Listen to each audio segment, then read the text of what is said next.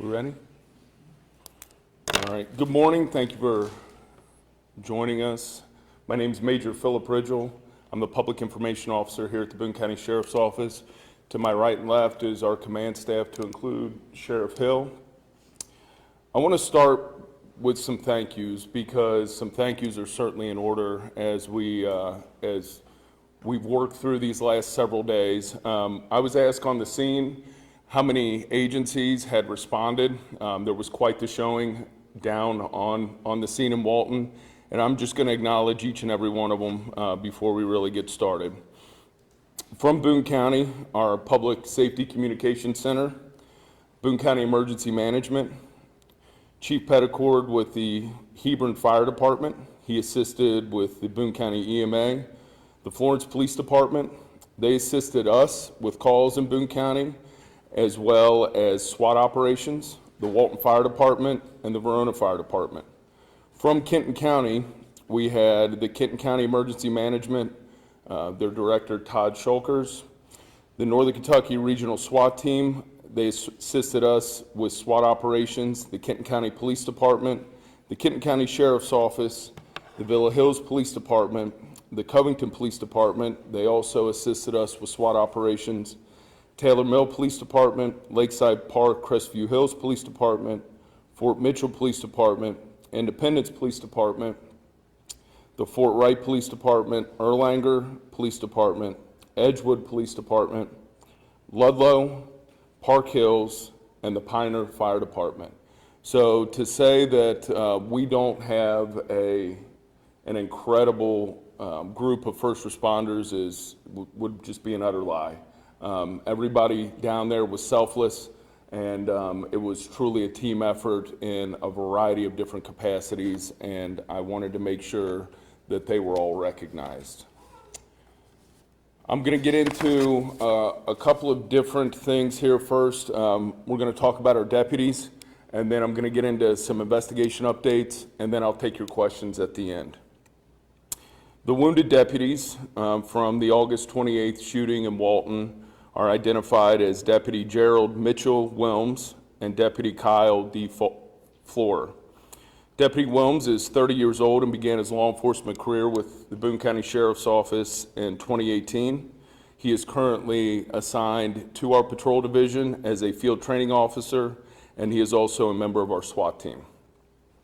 Deputy Floor is 30 years old and began his law enforcement career in 2020. He first served with the Pendleton County Sheriff's Office and the Falmouth Police Department prior to joining the Boone County Sheriff's Office in July of 2025. He's been with us for a little more than 1 month.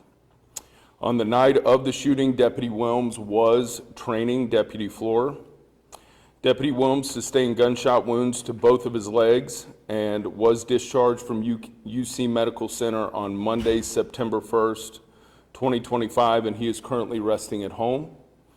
Deputy Floor sustained gunshot wounds to the chest and was discharged from UC Medical Center on Friday, August 29th, and he too is currently resting at home. The investigation still remains in its infancy stages, but I'm going to give you a few updates. Justin Chapman fired multiple rounds from a .40 caliber Glock. It's a handgun. This was the only firearm found on the scene and in the scene. He did possess multiple knives, which were also recovered within an arm's reach of where he was found lying on the floor. We did confirm, this was asked, and we were unable to definitively say over the last couple of days, but I am confirming it now, that Deputy Floor did return fire after initially being fired upon. We are in possession of the well-known Facebook Live video recorded by Justin Chapman, and we have reviewed it. In that video, Chapman confesses to shooting our deputies. He's aware that he shot at least one, if not multiple, Boone County Sheriff's Office deputies, and also in the video clearly takes his own life within the frame. That is also observed. The autopsy is complete and the results are pending, so nothing is final.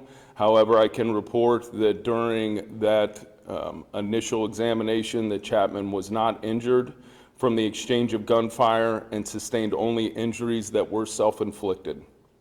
Currently, our detectives are conducting multiple interviews, and our body cam video will not be released until those interviews are complete. I estimate that that will be at least another couple of weeks. When those interviews are complete, we will release. We've received a plethora of requests for that already, and we'll get those out once we can ensure that that premature release won't affect any recollections that are relevant to the investigation. Does anybody have any questions? Could you spell these? Go ahead, Daniel. Can you talk about what it meant for the deputies and their family as far as having that community outpouring of support from the moment they were really taken to the hospital? Yeah, the support has really been about as front-facing as we serve a community that we absolutely know support us. But what we saw in addition to the community was the businesses, you know, the ones that we too serve, but also work in our community, support us as well. I mentioned earlier everybody who responded, the Kroger company, obviously we took over their parking lot. That was our command center. Their support for our mission down there and our objective was outstanding. The community as a whole, the outpouring of support, we really had just, we were inundated with messages, both people personally calling me, members of the command staff, our deputies, just checking in, not because they were being nosy, but because they genuinely cared about the well-being of our deputies that were injured, but also the well-being of our deputies who were right in the thick of it as well. Yes. Could you please spell the two deputies' names and then also have those two injured deputies specifically talked about the community support that they're receiving? Yeah, so the deputy Gerald Mitchell, he goes by Mitchell, first name Gerald, Jerald, Mitchell Wilms, Wilmes, and then Kyle, Kyle, Florer, Florer. And the support that they experienced both during their time at the hospital with some of our law enforcement partners over there who are on that side of the river, it really, you know, again, spoke volumes to just how meaningful kind of this whole community sense is. It's not, we talk about brotherhood, sisterhoods within the law enforcement community. That is prevalent without question. However, I think what we saw is the ones who we don't work with each and every day still deeply care about us, and that helps this healing process and this whole digestion of the scene. Really, it helps them overcome some of the hard times that certainly they faced and may face in the future. And Major Ridgell, I was going to ask, I know you said they're both at home recovering now. How are they doing? Are they in good spirits? They're in good spirits, of course, surrounded by family, friends, this agency, and there is a road to recovery for both of them, both I'm sure mentally and physically, and again, notwithstanding everything that they've been through, the hospital, the pain, recounting the entire thing, I'm sure they've remained in good spirits. They're two really tough individuals, and they've displayed that, and we are proud how they've responded to this incident. No plan to come back. They've not told us to the contrary. That's exactly the way that we see it. We don't want to put the cart before the horse, Brian, on that, but we want to make sure that we get them healthy, both physically and mentally, and then we can work them back in here. But all accounts point to they want to get back. They want to get back to work. And what are their ages? 30 years old, both of them. Can you talk a little bit more about their injuries? I know on Friday you said if one wasn't wearing a bulletproof vest, this would have been a very different story. Yeah, that would have been Deputy Floor, and you know he took a shot right up near the upper part of his chest, and without that vest, it would have been an utter tragedy. Likely, as I mentioned on Friday, you hate to even say it, but it's the truth that, you know, instead of them being discharged, we could have been planning their funerals. And that's the reason, that's the importance of the ballistic vest, you know, and the equipment that we have for Deputy Wilms. All of our deputies are outfitted with tourniquets, and tourniquets absolutely were necessary and down on that scene. And without those, again, his injuries could have been much, much more significant as well. He was hit in the vest, was he hit other places as well? No, Deputy Flora just took rounds to the upper body, and then Deputy Wilms took rounds to the lower body and both of his legs. And he took multiple rounds to that vest then? Yes. I don't want to get into all of this because we're still trying to, you know, on the forensic side versus general statements, but yes, shot multiple times to the upper body, and we're just trying to kind of recreate the path of where those rounds went. But we do have a clear gunshot wound to the chest by way of what the vest tells us. Go ahead, Brittany. Sorry, I was just gonna ask, you said that they were doing some training at the time? Yeah, so because Deputy Flora was just recently sworn in here with the sheriff's office, any new deputy, whether they're from another agency or they're fresh out of the academy, always has to go through our field training program, and that's what Deputy Flora was in when he responded to the scene. He and Deputy Wilms were both, we'll call them a two-man unit, with Deputy Wilms being Deputy Flora's field training officer. Yes, sir. If possible, since it's under investigation, you can answer this. Court records show that Chapman had PTSD and was a combat veteran. Is that information deputies would have been privy to prior to serving the warrant? Again, in diagnosis and what has been reported versus what we've been able to confirm, certainly I've heard those reports. That's been pretty well stated over the last several days. Our deputies were aware and had some prior dealings with Chapman. We kind of knew what to expect in serving that warrant, and so the way in which that whole thing unfolded was, though not treated any differently, despite having that knowledge. So what I mean by that is there wasn't the showing that was on the scene initially. The warrant services, most of our warrant services here at the sheriff's office and in law enforcement, it's really just a two-man call. You have one deputy and one support, and you go knock on a door, see if somebody's home, serve the warrant, and that's exactly what they did. As the situation kind of unfolded, that prompted the response of supervisors, patrol supervisors, and then some other deputies, to include Deputies Flora and Wilms. And as I again said on Thursday night, maybe into early Friday morning, the whole situation is and was dictated solely by Justin Chapman, unfortunately. And we wish that it didn't go the way that it did, but unfortunately it did, not just with our deputies being shot, with him taking his own life. And now we have to kind of sort through all aspects of this investigation to see what we can learn, and that's part of why we do the things that we do in the debriefings. Of course, working with our partners from Boone, Kenton, and Campbell counties to learn from these experiences.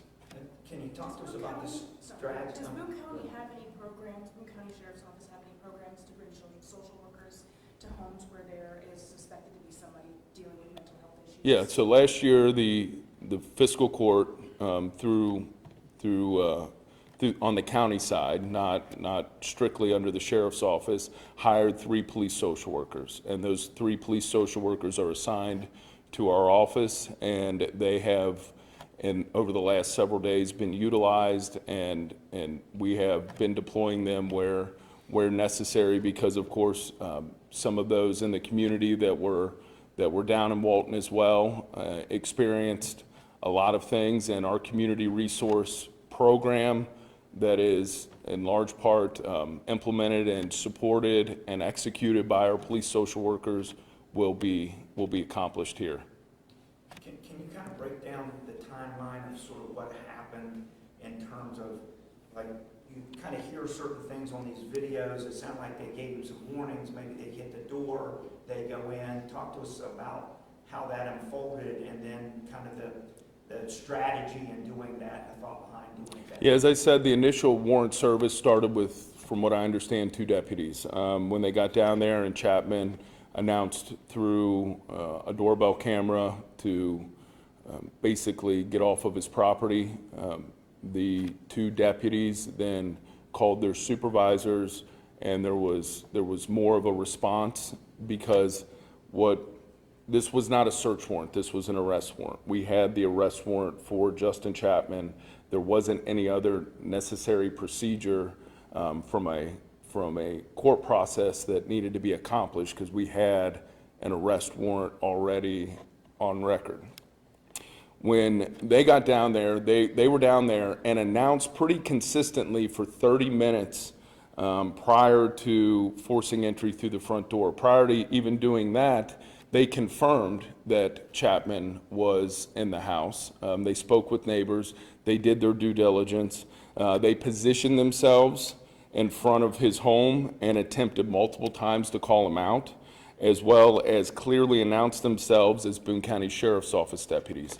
There really wasn't any dispute about this being a no-knock or anything like that. I've, of course, heard that. We've heard a lot. We do pay attention to some of the concerns, and we do want to clarify those. This was an arrest warrant, not the execution of a search warrant. They clearly announced themselves. They slowed everything down as opposed to rushing in after he initially told them. The first 2 deputies did right by notifying their supervisor, and then we followed our practices and procedures here internally that, I could go more in depth into what that includes, but generally speaking, the announcement, the positioning, the visibility, the knowing that this is, without question, law enforcement sitting out in front of your house.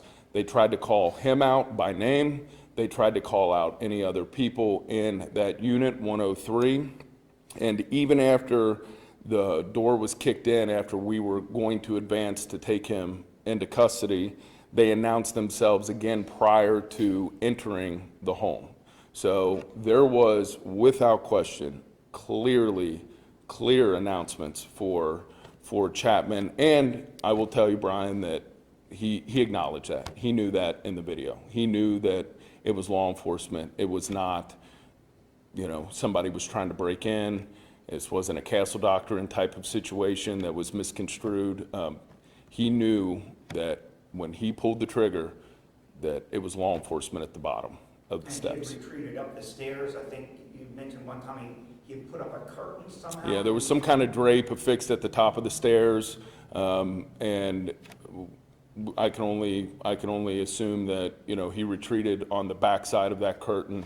But when you go up the stairs, instead of clearly making a right and a left, you were met with some type of drape or curtain, and that's what he retreated behind. So the deputies maybe didn't even see him when the bullets were coming at him? I won't speak to what they saw and what they didn't see, because we've still got to interview them, but obviously he knew that they were down there, and it seems like they knew where the shooting was coming from. What happened in those few seconds in between, about what they visibly recognized, I don't want to speak to that. He shot from the top of the stairs, though? Yes, shot from the top down. Through that curtain? I can't say if it was through the curtain, but it was from the top of the stairs. Yes, sir. Just to confirm, you said according to the autopsy, the injuries he sustained appear to be self-inflicted. Mm-hmm. Okay. Yes. All of his injuries and the fatal wound was a self-inflicted gunshot wound. And again, to reiterate, this was also clearly captured on a video that we now possess and that we have reviewed. Go ahead. And you touched upon it a little bit, but you've had past dealings with Chapman. Can you talk any more about your experience with him, maybe his record, anything like that, any more information? I don't have all of the information on his record. I do know that there, again, some of the reports, I guess I could verify history of resisting arrest, history of domestic violence. Our last actual encounter with him was in 2021. I had mentioned, I think on Friday or Thursday, that we had attempted a warrant This same warrant we had attempted back in May of this year. It was a new warrant. In 2021, we were serving a different warrant.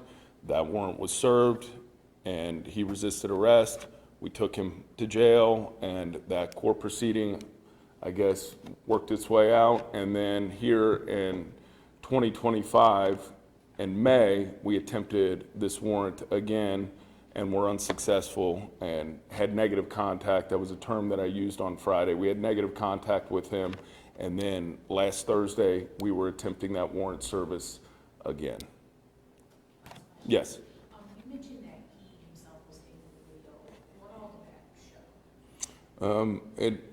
Generally speaking, it was a confession.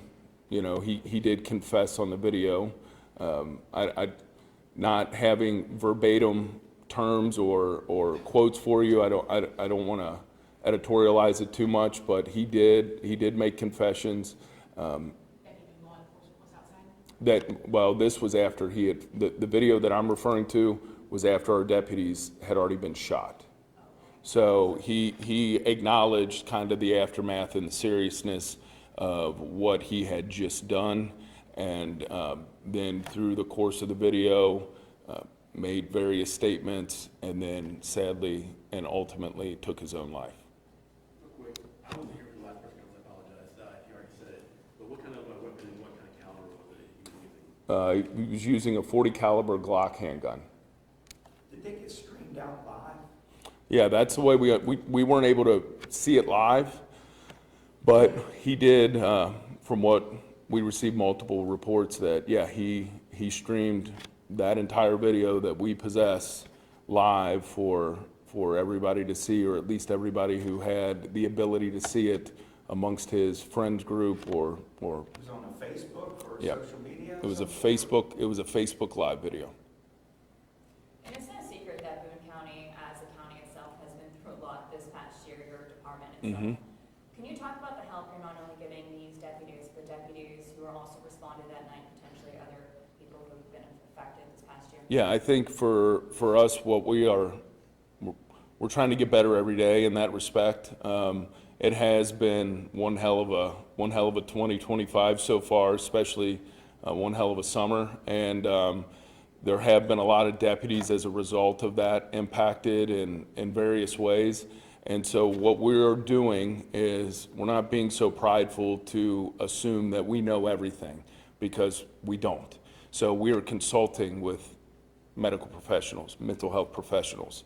We lean on our PSWs, the community support, other people who reach out and offer themselves or their services. You know, we are an open book when it comes to this, because the health of our deputies, because of the job that they have to do each and every day, they are the most visible form of government around, you know, more visible than anything else.